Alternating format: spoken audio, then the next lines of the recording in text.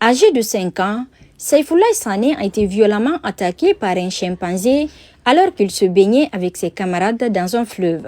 L'attaque lui a causé de graves blessures au visage, tandis que ses parties génitales ont été sectionnées, nécessitant une prise en charge médicale urgente. Informé du drame, Capitaine Fally Camara, inspecteur régional de l'environnement et du développement durable de Boké, s'est immédiatement rendu sur les lieux afin de rencontrer la famille et d'évaluer la situation. Après un premier constat, l'enfant a été évacué vers l'hôpital régional de Boké avant d'être transféré à l'hôpital Anaïm de Kamsar où il reçoit actuellement des soins spécialisés. Accompagné de son adjoint, Capitaine Fally Camara s'est rendu ce dimanche au chevet de l'enfant afin de s'enquérir de son état de santé et de réaffirmer le soutien des autorités environnementales à sa famille. Il faut avouer que les blessures étaient très profondes. Et le service a été informé 7 jours après l'accident.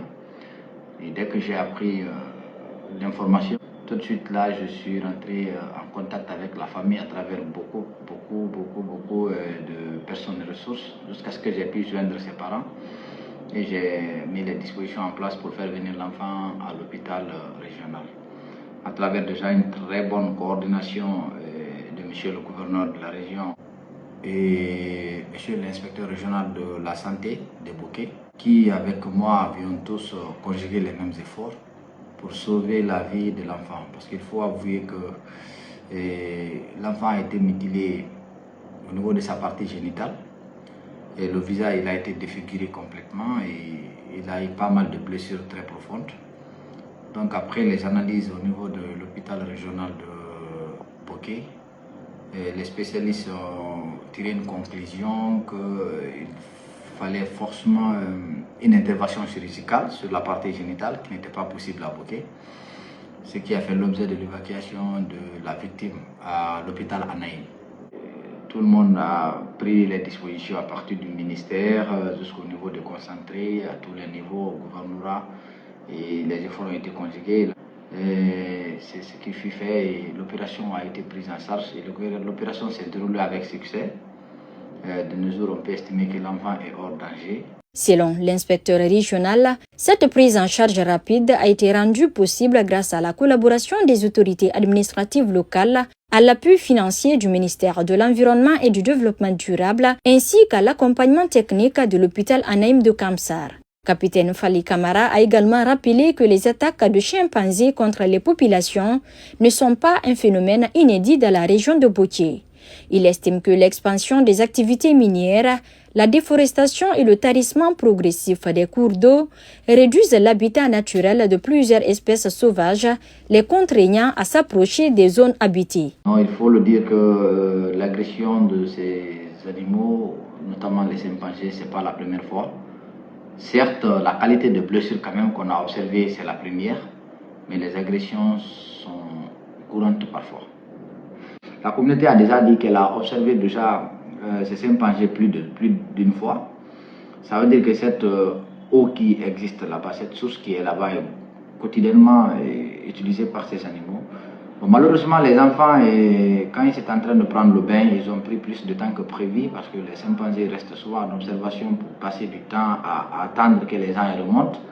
Et si l'utilisation de l'eau est presque sans fin, donc ils sont obligés de passer à l'offensif pour libérer la source pour que la communauté chimpanzé puisse s'approvisionner en eau. Le chimpanzé a agressé un premier enfant qui était un peu plus robuste, qui a bataillé avec le chimpanzé sans danger, il s'est retiré. Donc en représailles, le chimpanzé est revenu de force, donc les enfants ils ont fui et le dernier qui est tombé a été agressé par le chimpanzé. Avant l'arrivée des parents, le chimpanzé était déjà parti. Mais ça a trouvé que la colonie déjà s'était approvisionnée en eau.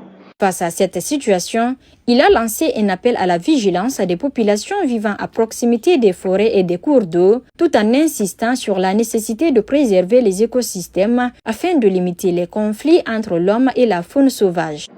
C'est vrai que les procédures de reboisement sont en cours progressivement. Mais ce qu'il faut noter, c'est que les effets de la dégradation sont immédiats, mais l'observation des effets positifs du reboisement sont à long terme.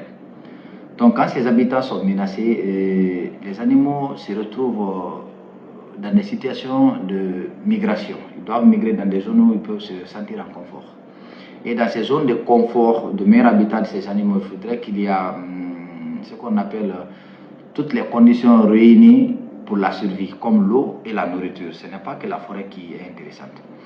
Donc, et souvent, les conflits que nous observons, c'est des conflits qui sont autour de l'eau. Les animaux veulent s'approvisionner en eau, mais ça trouve que c'est le seul point d'eau qui est utilisé par les communautés pour s'approvisionner et ça crée des conflits. Le cas spécifique de cet enfant, c'est que c'est le seul point d'eau qui est observé par ces animaux comme les chimpanzés. Donc, si je dois lancer un conseil, c'est de penser à une utilisation rationnelle et intégrée avec ces animaux. Il faut qu'on sache que ces sources d'eau qui se trouvent en brousse appartiennent aux hommes et aux animaux, parce que tous, on a droit à la vie. Très ému, le père de Saïfoulaye Sané a exprimé sa profonde reconnaissance à l'inspection régionale de l'environnement et du développement durable de Boki. Il a salué l'implication constante des responsables depuis les premières heures qui ont suivi le drame jusqu'au suivi actuel de son fils, leur permettant de bénéficier d'une prise en charge médicale adéquate.